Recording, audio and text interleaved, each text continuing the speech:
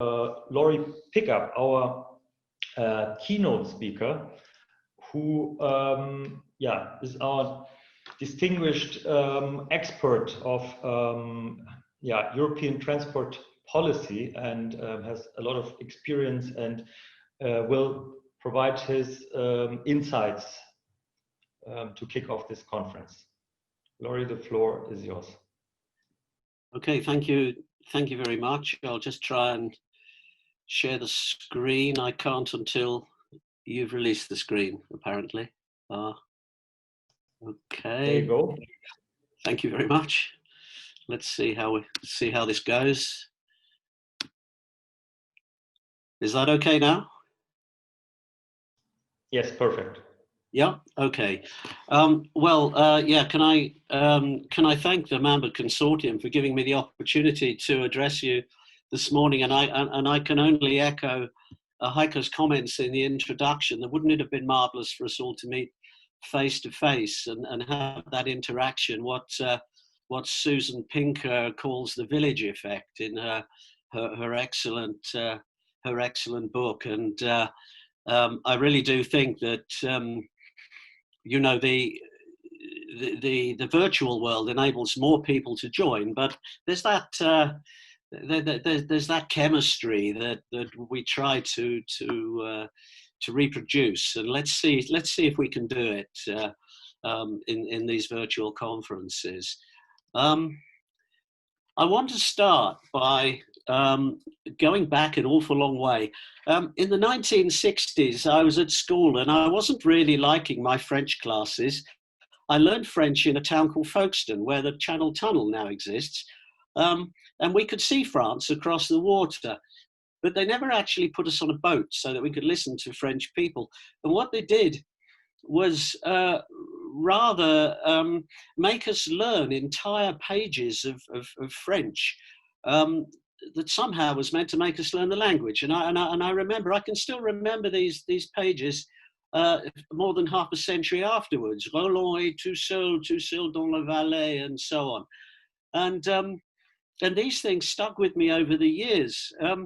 The next time a mantra really struck home to me was in around the year 2000, when I was getting involved in the Civitas program for the European Commission, something I ended up being involved in for the last 20 years.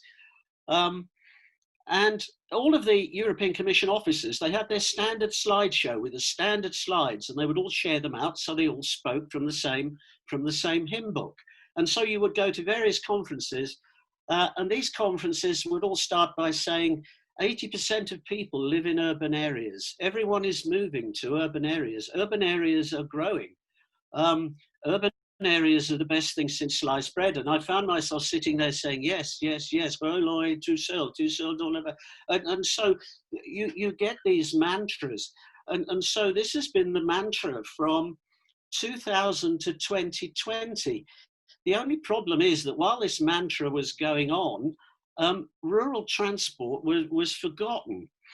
And yet, rural areas are not the sleepy areas we think they are. They're areas, as many people listening in will know, are areas of rapid change. There's a new mix, mindsets, values, expectations. These are dynamic areas. And what people don't realize is that mobility innovation really has strong potential for economic growth and better social development in the diversity of rural areas across the European Union. We have to be proactive in making that happen, and that's what's important about MAMBA and the 2 or 3 other projects happening at the moment. It is time to act, and that's the point I want to make. Rural areas have political power. Because of the way the electoral systems work, you have to spread the vote not with the concentrations fully of population, but across the country. And so there are rural constituencies that can be very powerful. And I think we often underestimate that because there is potential here to drive our agenda forward with the political with the political power that exists in the rural areas. You can see here's an example from Italy comparing the 2013-2018 elections. And you can see that in 2018, the rural areas in the south of Italy and Sardinia were the reason for the change of government as they swung across, and how the rural areas of central Italy went from centre left to centre right. But I could have given examples. I've looked at examples across the EU, and it happens all over. In Lithuania, the Farmers' Party, very, very strong.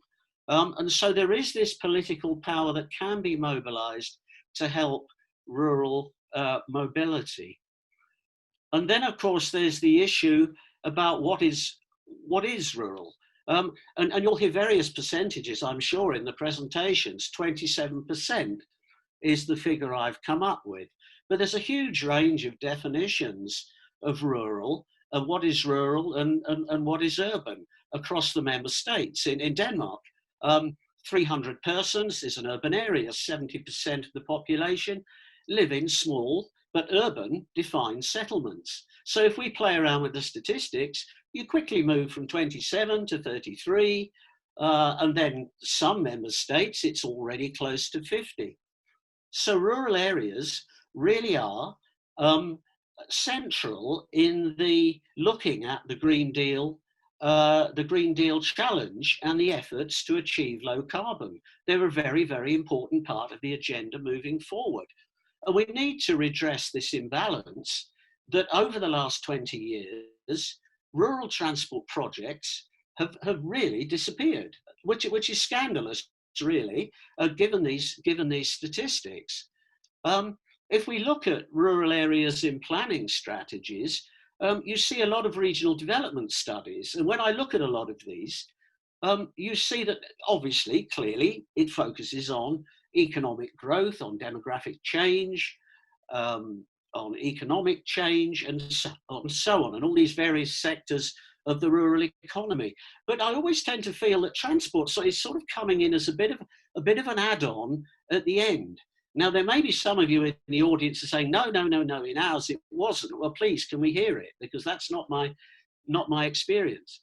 I did a review, because I'm a social scientist, I did a review of the social inclusion action plans of the EU states back in 2004, 2005. I found one reference to a transport study in County Clare in the west of Ireland. Otherwise, transport was not mentioned in the national action plans on social inclusion. It falls off the stool again. And in transport strategies, everything works from the urban area, and there may be a bit of rural at the end. So again, in all of these areas, rural transport, it's sort of falling off the stool. It's been ignored by most EU transport programs, certainly in Horizon 2020, Framework 7, Framework 6. You can count them on one hand. And of course, if you look at that geographically, particularly in those states where there is in the East, for example, where there is a strong urban-rural diversity, you're getting a double effect, because they were not represented very well in the programs, because their interests were not represented very well in the programs, because the urban-rural dichotomy was there in the program. So I go back to the day I started at the Road Research Lab, the government Road Research Lab in the UK, in the summer of '78. And what was going on? They were doing rural transport experiments, RouteX. They were looking at dial-a-ride, carpooling, post buses, using school buses, all the things we're doing now. They were doing then in the late '70s. Of course, the dial-a-ride was done with a telephone and somebody writing in a diary. The technology was quite different. I was involved in the SAM Plus experiments in the '90s. This was from the Telematics Directorate, not the Transport Directorate, looking at how we could use ITS to improve dial-a-ride services. And that led to a revolution, indeed, in the quality of dial-a-ride services and demand responsive, as they're now called. Excuse me for using the old language. 2004, there was a single project in Framework 5 on rural transport, the ARTS project, probably lost now. I was in it. It produced guidelines on how to do rural transport studies and so on. But it was lost in the urban avalanche. And after 2010, of course, we get the app generation starting. So when we come to 2020, rural transport innovation, there is an opportunity here. There are these key projects at the moment, of which MAMBA is central, to actually start to change things again. They're the same ideas we might have had in the 70s, updated, however, with new technology and addressing a new type of rural society. Rural society has changed dramatically over the last 50 years.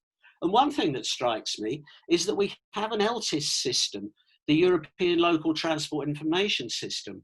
But wouldn't it be good if all of the intelligence of these projects could be put on a rural transport information system? And I think there's a real call for something like that. And the other thing from a policy point of view, when I listen to some of the really interesting innovations, such as the Résepouse hitchhiking in France, which is very, very popular and catching on. And I stand back from an ethical point of view and with my gender hat on, as I do a lot of gender work, and I think, do we really want rural transport to be women and girls sitting on benches at the edge of cities waiting for lifts? That's putting it bluntly, of course. But when you stand back, what do we want rural transport to be for quality?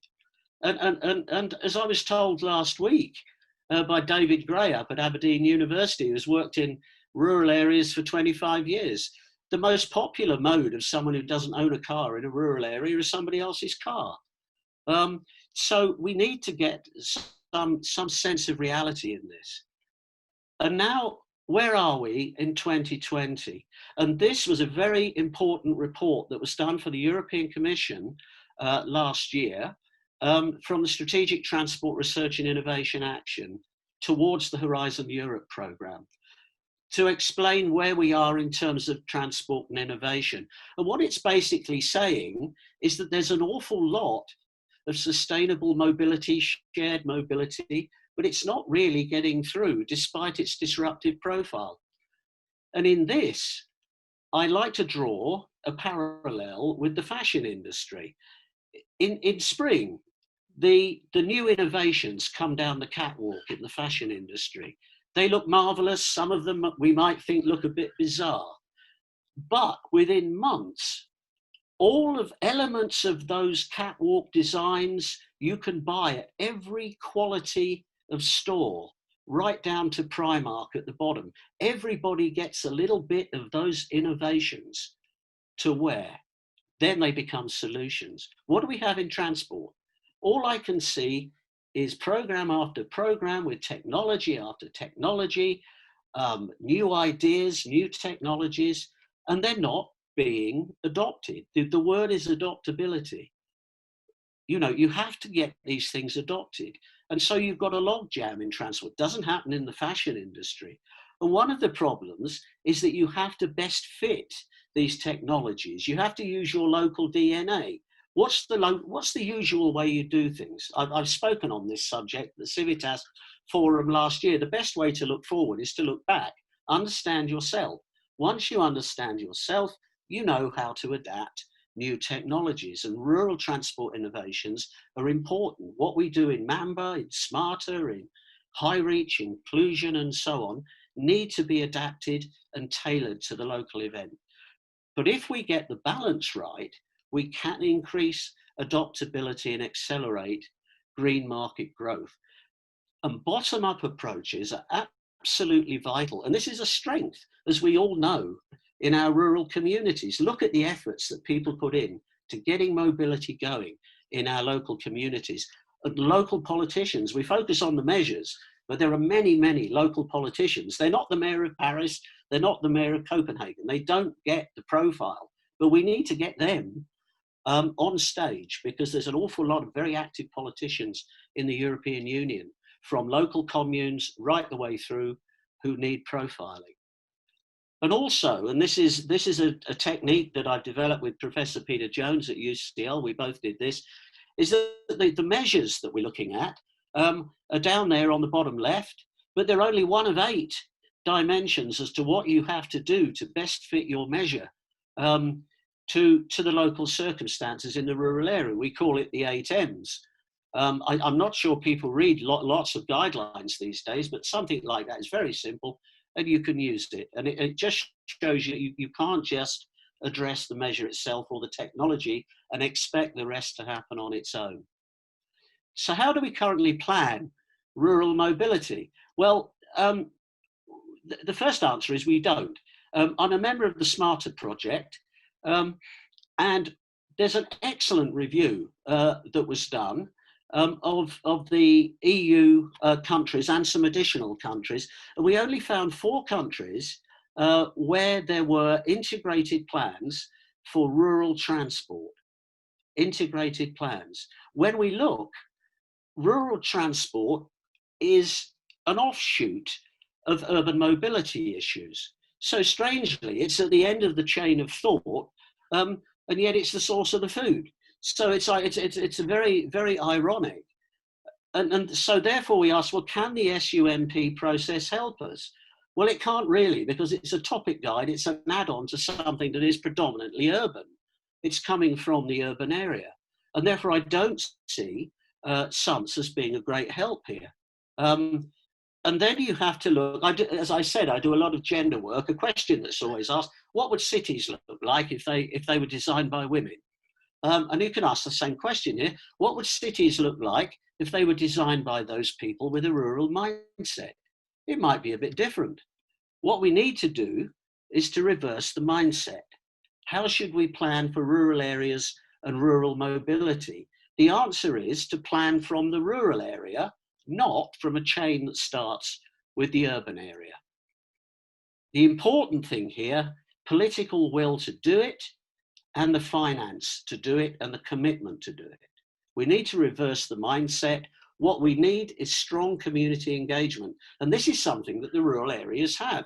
You know from your trials, from your experiments, the absolute dedication that people in rural areas have to give up their time to get rural transport moving against all the odds, They have to serve the different needs of rural society these days: farm to fork, fishing, forestry, mining, tourism.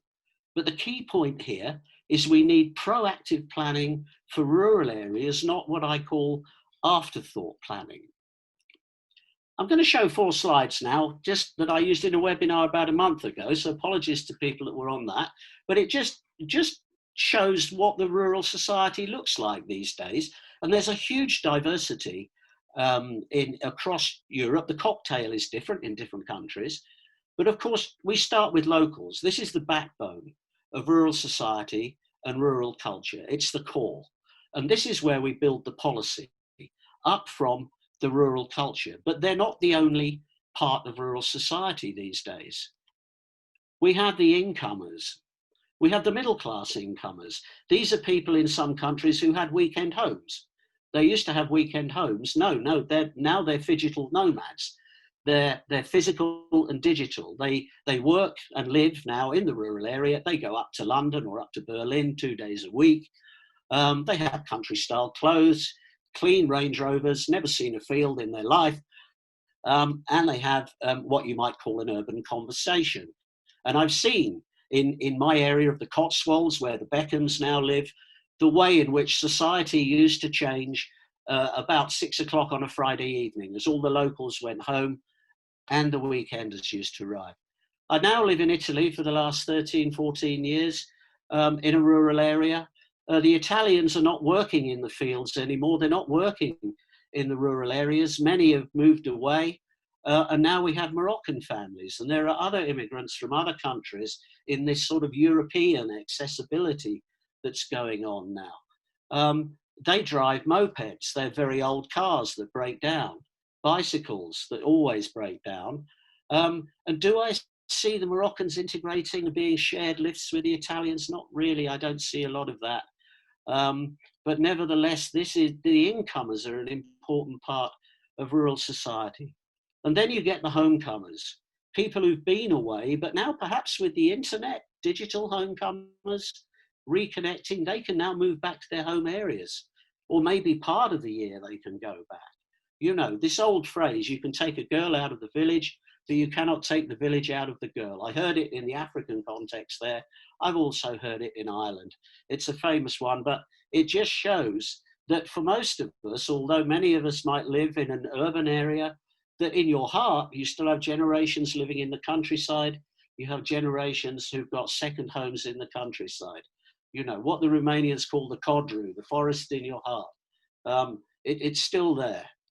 And finally, of course, the visitors, the fourth group of rural society, whether they're temporary, working in hotels, non-car owners, working in the fields, non-car owners, and then, of course, the entertainment and tourism industries. So now in different countries, there's a cocktail of this. So what does this mean? It means that rural transport needs and expectations are increasing, and they're more diverse than they were when I started 50 years ago.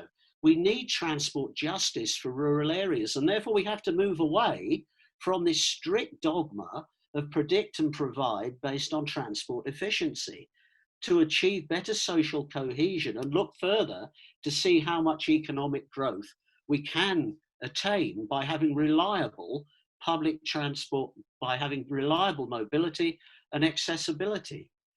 And we have the rural citizenship and belonging. Shared mobility has always been in rural areas. It's how it's always worked. But how can this collaborative mobility solution play and work from the locals across the other social groups? In SMARTA 2, for example, there's a lovely trial of car sharing in the South Tyrol, and where they're trying to get the car sharing market that's recognized by the incomers, but they're trying to get it across into the other groups. And so what we need to do is, rather than see this as a negative thing, we need to turn social diversity in rural areas from an issue to an opportunity for mobility innovation. And I know that some of you are doing trials on these things, which the conference will obviously bring out. So what about the 2020s? We're moving from SUMPs to low carbon planning. I think my personal view is that SUMPs were a very good feature of the decade 2010 to 2020, particularly in those countries which didn't have a formal transport planning structure, but they were based primarily in urban areas. The idea to implement sustainable mobility measures is now taken for granted. The agenda is moving on. And we have to plan now for phygital mobility and accessibility. We can't separate the virtual from the physical anymore. It's phygital. It works together. It has to be part of the strategy. The focus now shifts from sustainability to low carbon and cross-sector benefits. But it also goes from the old predict and provide to a new vision and validate. You create your vision and then you say, this is how it is going to look, and we're going to work our way there. We're not going to say, well, what's the prediction and we've got to provide for that. We still do predict and provide too much, and you're not going to get low carbon from that. And this vision and validate, it also feeds the footprints of the younger generation. The new generation that's just reached driving age a couple of years ago, their generation footprint isn't like the millennials, a love of the internet and so on. These people were born after 2000. They were born into the internet. It's like oxygen. It's taken for granted. Their footprint is something else. Their footprint is the climate emergency, as I'm sure you all know. And in the 2020s, the whole urban-rural continuum has to come to the fore with the correct balance. And I finished this slide with a very strong point. 20 years ago, transport was the first question. If you wanted to go somewhere, you had to travel. In 2020, if you want to go somewhere, transport is the third question. And this is something I'm trying to push. It's very simple. If I want something, I go online, the first question. The second one, I go online and have it delivered. And transport is now the third question. I need to travel. Can I do it locally? Is it accessible?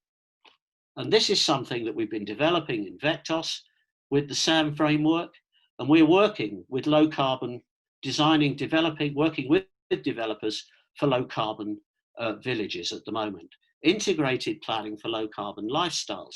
So we have to change the way we look at rural areas and opening new doors. Green development planning and the idea of building new rural communities is now accepted in many countries. And what you're selling is a lifestyle based on phygital access. I talked about the village effect right at the beginning, but you have to start your planning with the rural areas. Now, it's been mentioned, the impacts of COVID-19. Austerity is about to be put upon us. If it's already there. I don't want to quote Donald Trump too much, but this austerity will have an urban first planning process. And the impact of it, of COVID-19, on rural mobility could be disastrous. What we know of eruptions in the longer term is that the lava breaks down into very rich volcanic soil. Just south of here in Montalcino, they grow the best wine in Italy. So in the longer term, new shoots come up, new innovations come forward. But how long is this going to take in a period of austerity for rural transport? One thing it is doing, and I'm sure you've read the media, is that there are new digital incomers and people who now want to move out of the cities into smaller communities. And this will be another wave of incomers and homecomers that I've talked about before. Finance, another thing, it's never talked about, but should urban areas pay for rural areas? Rural areas feed the cities. Rural areas will increasingly provide cities with new sustainable energy for lower carbon cities. And also, as our Prince Charles says, they're the lungs of the city. They provide cities with lungs to breathe at the weekend. So let us hope in the 2020s that it's payback time for rural areas and that there is investment and commitment in rural transport. And I'm sure you know from your own work in MAMBA and in other things, the coordinated planning and operations, can it be done? You know, firstly, we need a rural transport vision, but then fragmented planning and operations. You know, one of the SMARTA trials, and I don't single this one out as being different from the other ones, but in Kilkenny in Ireland, where I've had a bit more detailed knowledge, there are private operators, public operators, there are community-run services, there are the national operators, there is something from LEADER, there is something from the national government, all with their own agendas, all trying to put together a transport system for a community, and people on the ground working so hard to make it work, but all the barriers they're facing and are up against them. It's not just the measure, it's the 8 M's. And that's important. This is one, I'm sure you're going to put detail on this slide during the conference. So 2 more slides. There is, on a positive way, a new political momentum in Europe, in rural areas. At local level, at national level, and also at the European Parliament. Our SMARTA project was an initiative from the European Parliament, indeed, not from the Commission. And it shows what can be done. There is a new political momentum in Europe, the work of the ENRD supporting, and there's a lot going on here. And the Green Deal context starting this year will add power to that. Although I notice in the Green Deal research call, there's something there, but it's not explicit. Rural mobility, as I said at the beginning, is a necessary catalyst if you're going to get social development with this new dynamic rural society and green economic growth. But it has to happen top down, bottom up, like most things. We need a strategic rural transport plan. In Vectos, we're developing something we call rural blueprints. If anyone wants to know about that, contact me. It's important. The bottom up, projects like MAMBA are showing what rural communities can achieve across a very nice geographical range of European trials. And one thing that strikes me that I mentioned earlier is that there will be MAMBA, there will be SMARTA, there will be all these small range of projects going on now. But can we try and pull all this intelligence together into one home that people can relate to and people can use? And maybe it exists. Please tell me if it does. I'm not aware that it does. I think it's necessary. And my last slide is a takeaway point, really, the pathway. rural investment in accessibility and mobility should be planned with a rural mindset. Focus on the accessibility first. And as I said, rural areas are the end of the financial food chain, and indeed the research chain at the moment. And yet they're the source of the food. And let us all work together, making sure that the research we do feeds the politicians locally, give them the arguments that they need, and the 2020s can really be the payback time for rural transport. Thank you very much indeed. Thank you for the opportunity to speak to you.